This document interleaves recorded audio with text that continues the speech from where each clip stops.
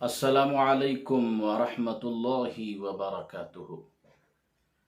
मोहतरम अज़ीज़ साथियों, दोस्तों, बुज़ुर्गों, जो भी मेरे इस वीडियो को सुन रहे हैं, आज एक बहुत ही अच्छा मज़मून और उसके अंदर एक बहुत अच्छा वाक़या लेकर के मैं आपके सामने हाज़िर हुआ हूँ।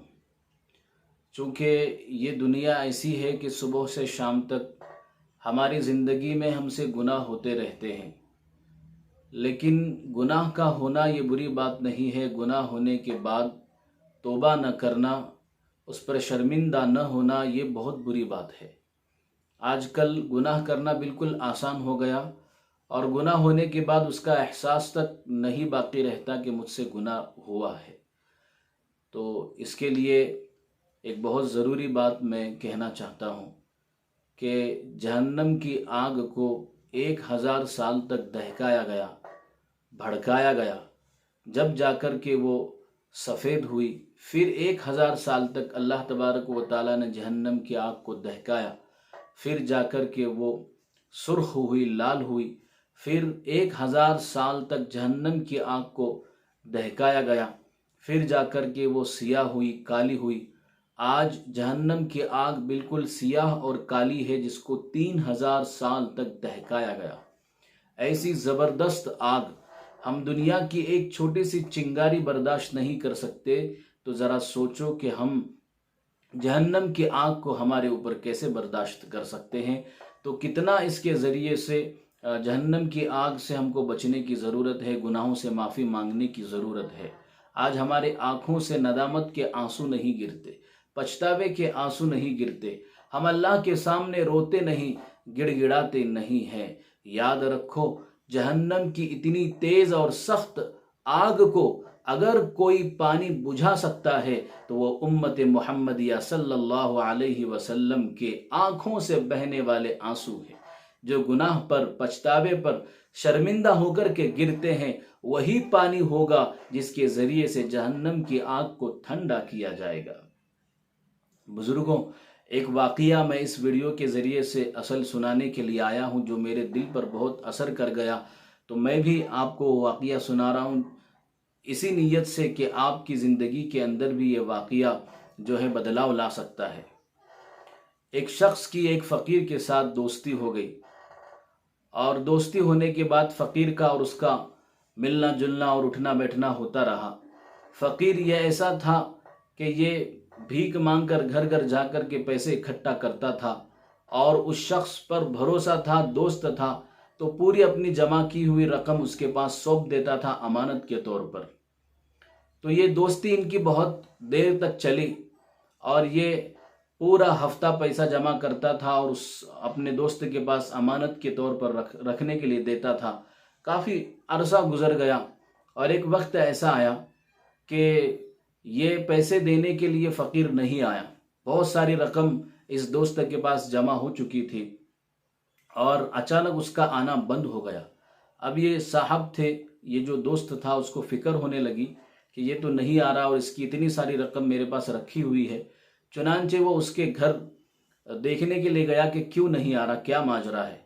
जब उसके घर तशरीफ़ ले गया तो देखा कि ये बिस्तर पर बीमार पड़ा हुआ है, लेटा हुआ है। जैसा ही उस फ़कीर ने उसको देखा, कहा कि आइए जनाब, मैं आप ही का इंतज़ार कर रहा था कि आपके पास जो अमानत रखी हुई है मैं उसको वापस ले लूँ। तो उस शख्स ने कहा, दोस्त ने कहा, तो आपकी रकम तो मेरे पास बिल्कुल सही सलामत है, हिफाजत के साथ है, जब कहेंगे आप मैं आपको लौटा दूंगा। तो उसने कहा कि अब मेरी मौत का वक्त करीब आ गया है, अब मेरी ज़िंदगी के लिए तो उसकी कोई ज़रूरत नहीं है, लेकिन मैं आपको एक वसीयत करता हूँ, तुमको एक वसीयत करता हूँ। ये मेरा कमाया हुआ पैसा है, कमाई हुई रकम है। मेरे मरने के बाद तुम इसको मेरे कब्र में मेरे साथ में इसको दफन कर देना। ये इसकी ख्वाहिश थी, दौलत की हिर्स थी, लालच थी कि मेरे कब्र में मेरा पैसा रहे। तो चुनांचे ये दोस्त था, वसीयत के मुताबिक उसने कफन और दफन देने के बाद पूरी रकम, जो सिक्के वगैरह थे, वो सब के सब उसने कब्र में रख दिए। 1 महीने का अरसा गुजर गया। उसने ये सोचा कि वो तो मरकर चला गया है और कब्र में वो पैसे भी मैं छोड़ आया हूँ اب اس کا پورا جسم سڑ گیا ہوگا، گل گیا ہوگا، اس کو اب کیا ضرورت ہے اس پیسے کی؟ تو اس شخص نے سوچا کہ کیوں نہ میں جا کر کے قبر سے وہ پیسے، وہ رقم نکال لوں۔ چنانچہ وہ قبر کے اوپر گیا، قبر کو اس نے کھودا، دیکھا تو وہ پورے سکے، پورے پیسے اس کے بدن کو چپکے ہوئے تھے، ہڈیوں کو چپکے ہوئے تھے، بدن پورا سڑ گل گیا تھا، ہڈیوں کو وہ رقم چپکی ہوئی تھی۔ اس شخص نے اس میں سے ایک سکہ اٹھایا دیکھنے کے لیے تو اس کے ہاتھ میں جلن محسوس ہوئی، اور اس نے وہ سکہ فوراً چھوڑ دیا اور ہاتھ زبردست طریقے سے جلنا شروع ہو گیا، جلن شروع ہو گئی۔ وہ فوراً شخص وہاں سے واپس آیا۔ اب اتنی شدید جلن ہونے لگی کہ بہت ساری دوائیاں استعمال کرنے لگا، ہاتھ کو پانی میں ڈالنے لگا، ٹھنڈی چیزیں ہاتھ پر رکھنے لگا، لیکن وہ جلن، وہ درد اس کا کم ہونے کو تیار نہیں تھا۔ بہت سے طبیبوں کے پاس گیا، بہت سے ڈاکٹرز کے پاس گیا، بہت سارا علاج کروایا، لیکن وہ جلن کچھ کم آنے کو تیار نہیں۔ راحت کے لیے اپنا ہاتھ جو ہے پانی میں ڈالتا تھا، پھر نکالتا تھا، پانی میں ڈالتا تھا، پھر نکالتا تھا۔ ایک وقت ایسا آیا کہ وہ پانی میں اپنا ہاتھ رکھے ہوئے ہے اور لوٹے کے اندر، اور اسی طریقے سے وہ گھومتا پھرتا تھا۔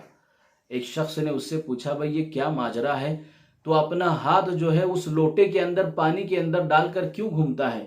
اس نے کہا، کافی عرصہ گزر گیا ہے، میرے ہاتھ کی ہتھیلی کی جلن ختم نہیں ہو رہی ہے، کوئی دوا اس پر علاج نہیں کر پا رہی ہے۔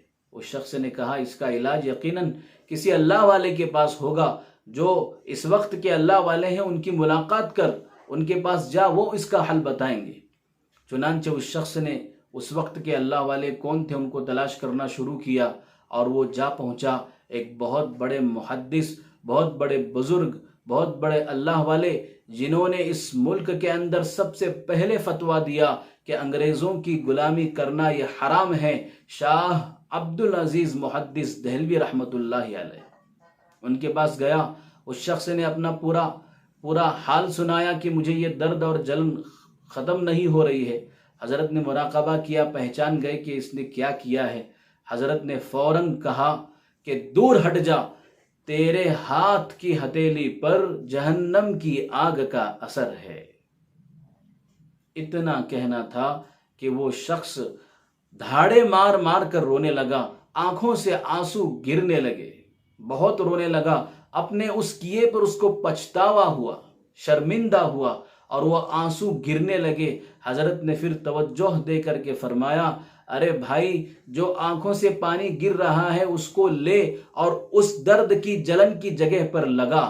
تو فوراً اس شخص نے جو ہے وہ پانی آنکھوں سے گر رہا ہے اس کو لے کر اس جگہ پر لگایا، فوراً وہ درد ختم ہو گیا، چٹکی میں وہ درد پورا ختم ہو گیا۔ حضرت کو اس نے پوچھا کہ حضرت یہ کیا ماجرا ہے؟ تو حضرت نے فرمایا، یہ میں نہیں کہتا، حضور صلی اللہ علیہ وسلم فرماتے ہیں کہ جو اپنے گناہوں پر پچھتاتا ہے، شرمندہ ہوتا ہے، اور اس کی وجہ سے اس کی آنکھوں سے آنسو گرتے ہیں، تو اللہ تبارک و تعالیٰ اس کو معاف کر دیتا ہے۔ یہ ندامت کے آنسو تھے جس کی وجہ سے اس کا وہ درد اور وہ جلن ختم ہو گئی۔ تو اللہ سے دعا کرتا ہوں کہ اللہ تبارک و تعالیٰ ہم تمام کو بھی اپنے گناہوں پر معافی مانگنے کی، رونے کی، گڑ گڑانے کی توفیق نصیب فرمائے۔ آمین۔ وآخر دعوانا الحمدللہ رب العالمین۔